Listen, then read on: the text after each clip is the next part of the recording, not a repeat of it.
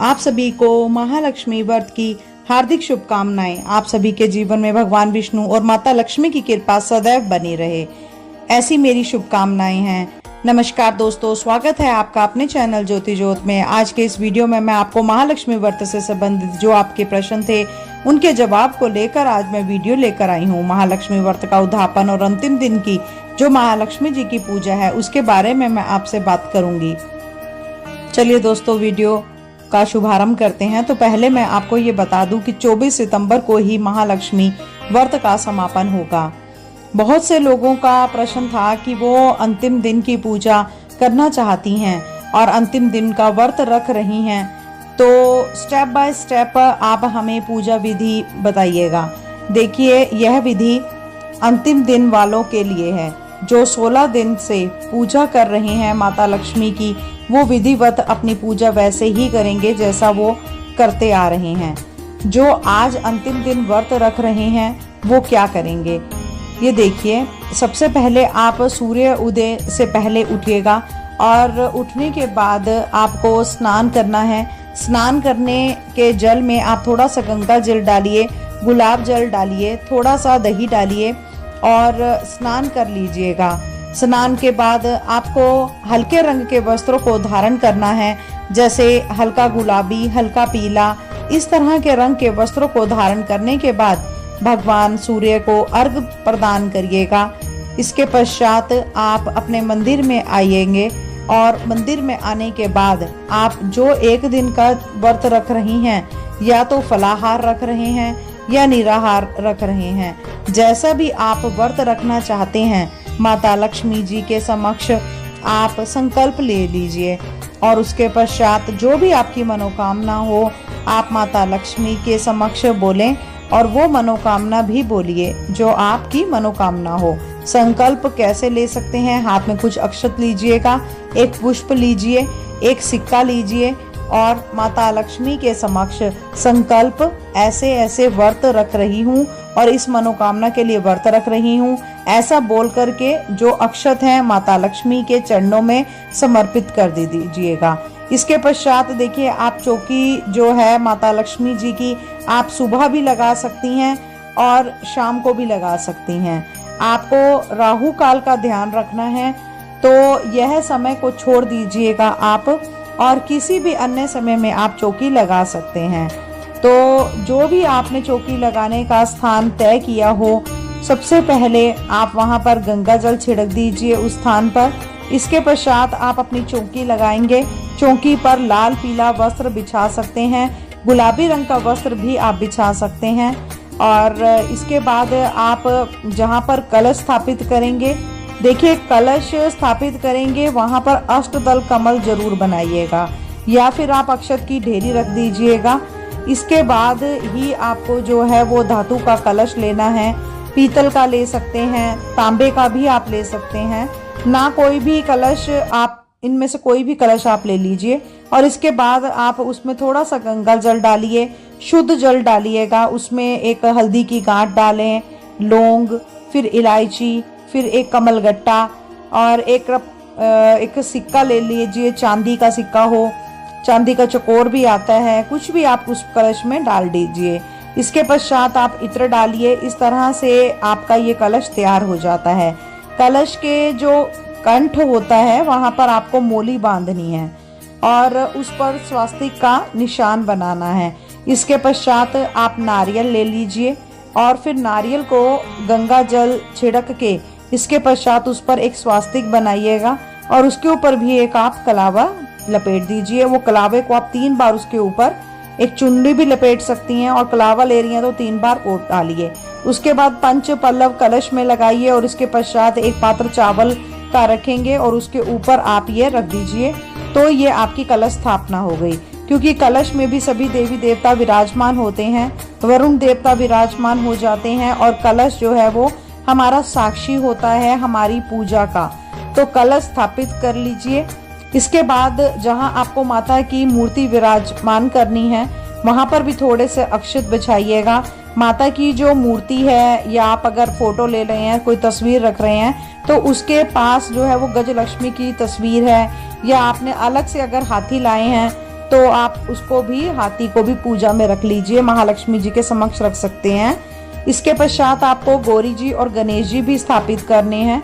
आप हल्दी से बना सकते हैं, गौरी गणेश जो है वो मिट्टी से बना सकते हैं, नहीं तो सुपारी से सबसे सरल है, आप बना लीजिएगा। क्योंकि 1-2 सुपारी लीजिए और उन पर कलावा अच्छे से लपेट लीजिए।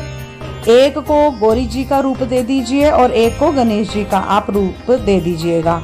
और यदि आप ये ना भी करना चाहें तो आपके घर में शिव पार्वती जी की प्रतिमा है, गणेश जी की प्रतिमा है या तस्वीर है, आप उसको भी वहां पर चौकी पर रख सकते हैं। इस तरह से आपने इनको विराजमान कर दिया। इसके पश्चात आपको रोली, कुमकुम, चंदन, अक्षत जो आपके पास हैं वो आप ले लीजिए। एक थाली में आप जो ये पंचमेवा है वो रख लीजिएगा और एक जगह आपको 5 तरह के फल रखने हैं और ये आप तैयारी इसकी कर लीजिए। इसके पश्चात आपको माता रानी को जो है वो रोली, कुमकुम, चंदन लगाइएगा। सबसे पहले गणेश जी को लगाएं। गणेश जी को जनेऊ समर्पित करिएगा।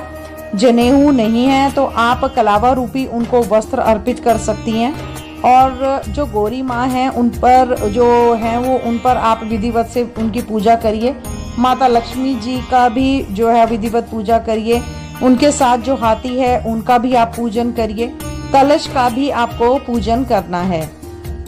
इसके पश्चात आपको दीपक रखना है। दीपक के नीचे भी आपको चावल बिछाने हैं और फिर उसके बाद आप जो दीपक रखिएगा, आप शुद्ध देसी घी का दीपक जला सकती हैं। अदरवाइज आप तिल के तेल का भी दीपक जला सकती हैं। दीपक की जो आपको रोली, कुमकुम से पूजा करनी है। इसके बाद आपको माता रानी को सबको पुष्प अर्पित करेंगे।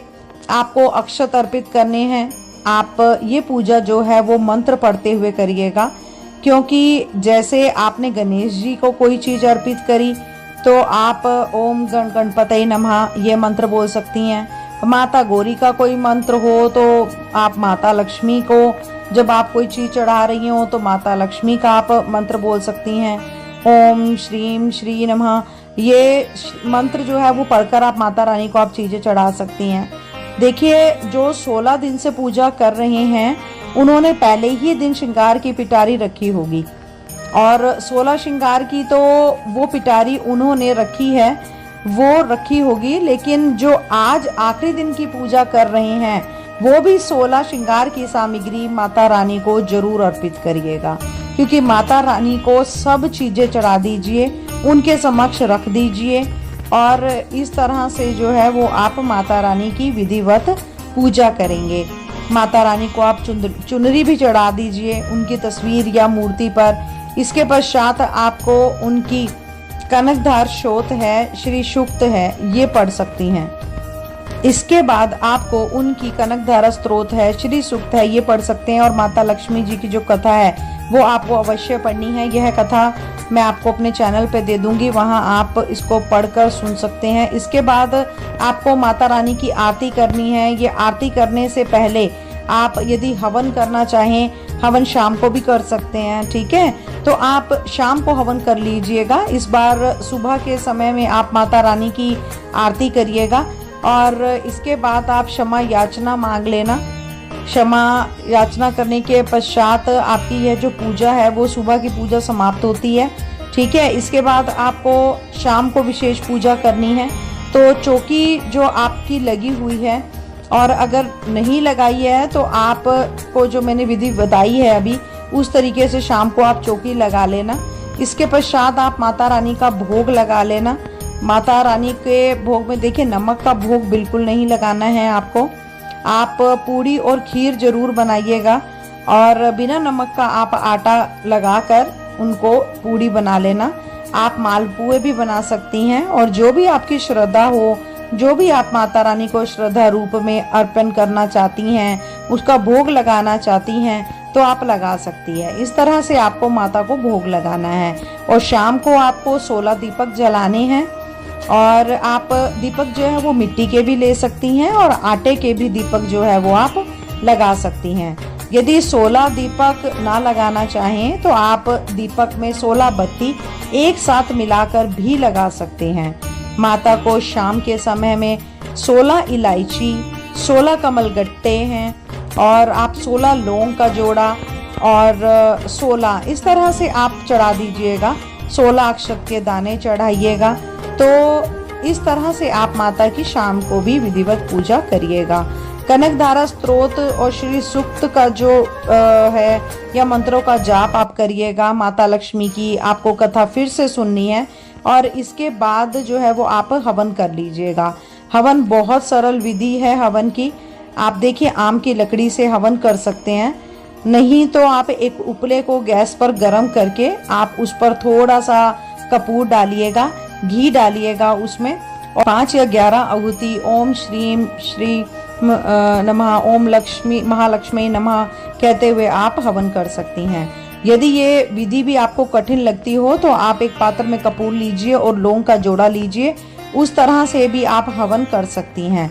यह भी प्रज्वलित कर इसके बाद आपको माता रानी की आरती करनी है और इसके बाद आपको माता रानी को आपने भोग लगाया, भोग का सामान भी रखना है। आपने 16 पूरी और खीर वगैरह रखनी है, वो भी आप रख दीजिए। वैसे ही रखिएगा जैसे इसके बाद आपको क्षमा याचना मांगनी है। शाम की आपकी जो पूजा है वो भी संपन्न होती है। इसके बाद देखिए समापन बहुत सिंपल है। आप एक भोजन की थाली जो है वो एक पंडित जी को बुला करके या पंडिताइन को बुला करके या किसी भी सुहागन महिला को बुलाकर उनको खिला सकती हैं और एक जो श्रृंगार पिटारी है वो आप उनको दे सकती हैं। दक्षिणा देखिए चौकी पर दक्षिणा रखना भी नहीं भूलना है। इस तरह से शाम की पूजा भी संपन्न होती है। जो 16 दीपक है वो आप माता रानी के समक्ष भी रख सकते हैं, नहीं तो आप अपने घर में इनको जगह जगह पर रख सकते हैं। जैसे 2 दीपक आपने अपने घर के बाहर रख दिए, 1 दीपक तुलसी के पास रख दिया, 1 तुलसी अपना रसोई में रख दिया, 1 आकाश दीप लगा दिए। तो इस तरह से आप अपने घर में उन्हीं दीपक को रख सकती हैं। आप बहुत से लोगों का प्रश्न था कि हम चंद्रमा को अर्घ देते हैं तो हम कैसे दें और हमें कब देना है। तो देखिए अष्टमी का जो चंद्रमा है वो बहुत रात में निकलता है, तो आप क्या करेंगे, आप का चांदी का या कोई पीतल का कोई भी आप एक लोटा ले लें। उसके पश्चात उसके अंदर आप जल में गंगा जल डालें, कच्चा दूध मिलाइए, अक्षत डालिए, मिश्री ये सब आप उसमें डाल दें, सफेद पुष्प डालें, ओम सोम सोमाय नमः या फिर ओम चंद्रमसे नमः कहते हुए चंद्रमा को अर्घ प्रदान करेंगी। तो इस तरह से आपने चंद्रमा को अर्घ दिया। उसके बाद आप पारण कर सकती हैं अपने व्रत का। तो व्रत का पारण कैसे करना है, जो आपने महालक्ष्मी के समक्ष 16 पूड़ियां रखी हैं उनमें से आप 4 पूड़ी और थोड़ी सी खीर निकाल करके माता लक्ष्मी के समक्ष रख देंगे और ढक करके आपको खाना रखना है और जो बाकी का जो भोजन है आप उसको उठा लेंगे। आप अपने पति के साथ मिलकर आप उस भोजन को खा सकती हैं अर्घ देने के बाद, और नहीं तो बहुत से लोग दूसरे दिन अपने व्रत का पारण करते हैं। तो जैसा भी आप करना चाहें उस समय भी आप खा सकते हैं, नहीं तो दूसरे दिन भी आप अपने व्रत का पारण कर सकती हैं। देखिए कुछ लोगों का जो है वो प्रश्न है कि हमें जो भोजन की थाली माता लक्ष्मी के समक्ष रखी है उसका हमें बाद में क्या करना है। वो खाना जो है वो जो भोजन है वो आप दूसरे दिन गाय माता को खिला सकती हैं, और यदि आपको गाय माता नहीं मिलती हैं तो आप प्रसाद के रूप में बच्चों में बांट सकती हैं। घर में आप अपने खिला सकती हैं क्योंकि वो माता लक्ष्मी का ही प्रसाद है, उसको भोग लग चुका है। देखिए मैंने बहुत सूक्ष्म तरीके से ये समापन किया है, उद्यापन की विधि बतलाई है, लेकिन यदि आपको इसमें करने में समर्थ नहीं है, घर में आप नहीं कर सकती, कोई परेशानी है, कोई सूतक लग गया है या कुछ लग गया है, तो आप कच्चा सामान भी निकाल करके रख सकती हैं और दूसरे दिन आप दे दीजिए मंदिर में। नहीं तो आप मंदिर में पंडित जी को भोजन की जो वो थाली है वो दे सकती हैं, और जो श्रृंगार की सामग्री है वो आप पंडिता को दे दीजिए। अब ये प्रश्न है कि किसी के यहाँ सूता लग गया है और चौकी उन्होंने पहले से ही रखी आई हुई है, तो वो अब क्या करें। देखिए जो आपने घर की कन्या है, कन्या महालक्ष्मी व्रत का पूजा कर सकती हैं, क्योंकि हमने 16 दिन से माता रानी को बिठा रखा है तो उसका समापन करना भी बहुत ज़रूरी है। तो आपके घर में जो बेटी है, आप उससे पूजा करवा सकती हैं। आप खुद नहीं करेंगी, आपके बेटे, आपके पति नहीं करेंगे, लेकिन बेटी कर सकती हैं। और जो भी मतलब ड्राई फ्रूट्स का भोग है या फलों का भोग लगा करके महालक्ष्मी का आप समापन कर दीजिएगा। और दूसरे दिन बेटी से यही चौकी हटवा दीजिएगा। यदि आपके घर में बेटी नहीं है तो आप अपनी किसी सहेली से भी यह कार्य करवा सकती हैं। और यदि किसी के पीरियड्स हो जाएं और अब व्रत का वो समापन कैसे करें, तो देखिए आप यही है कि आपके घर में कोई और है तो वो कर सकता है, नहीं तो आप ये कीजिए कि जो ये पूजा है वो आपके पति भी कर सकते हैं, आपका बेटा भी कर सकता है। तो जो पूजा आप महालक्ष्मी जी की कोशिश करिएगा कि आप भी जरूर करें। आज के दिन दीपक लगाना मतलब जरूर जलना चाहिए। उनके सामने ड्राई फ्रूट्स और पंच मेवा, पंच फल का भी भोग लगा सकते हैं। यदि भोजन नहीं बना पा रहे हैं तो आप उसमें दक्षिणा निकाल कर रख दीजिएगा और बाद में आप पंडित जी को जो भी सामान देना चाहते हैं आप दे सकते हैं। लेकिन आपको व्रत रखना है। ऐसा नहीं है कि आप पीरियड्स में हैं या फिर आपके सूतक लगा है तो आप व्रत छोड़ दीजिएगा। व्रत आपको जरूर रखना है। मानसिक जाप माता रानी का करते रहिएगा, क्योंकि कुछ चीजें हमारे हाथ में नहीं है।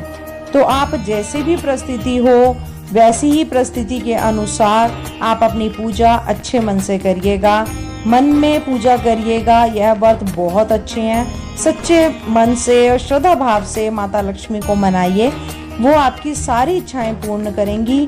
देखिए बहुत लोगों का प्रश्न है, जो हमने हल्दी चढ़ाई, इलायची, लौंग सब चढ़ाई, उनका हमें क्या करना है। देखिए जो लौंग और इलायची है वो प्रसाद बन गया है, आप वो प्रसाद के रूप में खाने में आप यूज कर सकते हैं। हल्दी की गांठ है या फिर कमल गट्टा है, आप इसको अगर चाहें तो अपने धन के स्थान पर भी आप रख सकते हैं। लाल कपड़े में बांध करके आप चाहे तो अपनी तिजोरी में रख सकते हैं।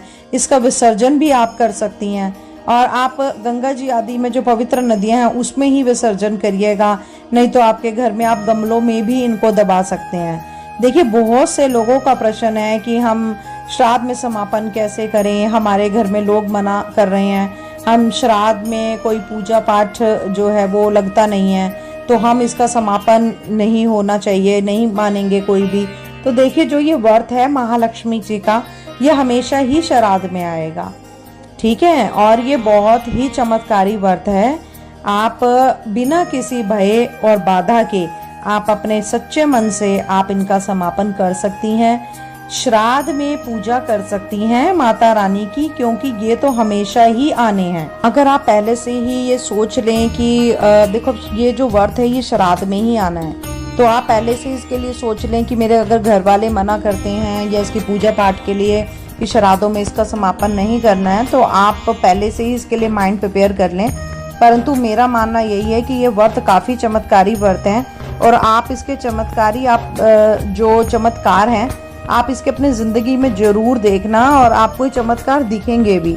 माता रानी की बहुत जल्दी इसको व्रत रखने से जो है वो कृपा मिलती है और आप बिना किसी भय के, बिना किसी संकोच के आप समापन कर सकती हैं। माता लक्ष्मी जी की जो पूजा है वो कर सकती हैं, क्योंकि जब हमारे ऊपर पितरों का आशीर्वाद होता है तभी हम 16 दिन के महालक्ष्मी के व्रत रख सकते हैं, क्योंकि थोड़े से ये व्रत कठिन होते हैं। और अगर मैं आपको बोलूं तो आप अच्छे से व्रत रखिए और अच्छे से अपने व्रत का समापन करिए।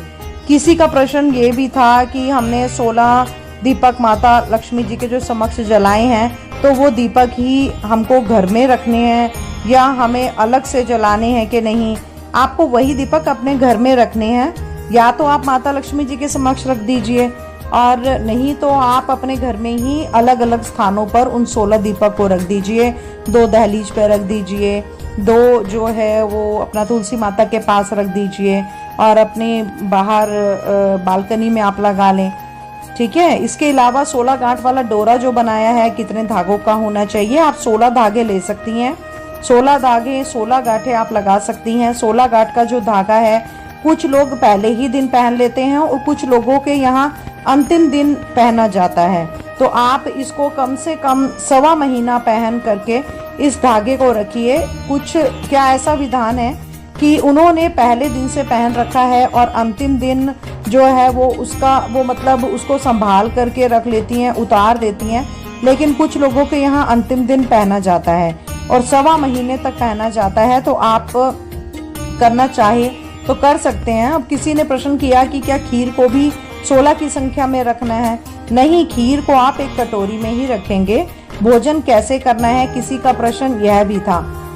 देखिए, आपको क्या करना है, सबसे पहले माता लक्ष्मी जी को आपको पहले पूजा करनी है और उसके पश्चात आपको माता की चौकी और कलश ये सब आपको हटाना है और कलश का विसर्जन करना है। व्रत का जो पारण है वो आपको सारा कुछ करने के बाद ही करना है और आप उसके बाद अन्न खा सकती हैं।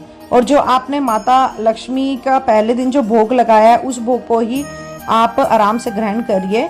तो मैं अंत में आपसे यही कहना चाहती हूँ कि आप अपनी सामर्थ्य के अनुसार पूजा पाठ समापन करिएगा। और मेरे चैनल पे एक जितिया व्रत की भी बहुत अच्छी जो है वो मैंने वीडियो बनाई है।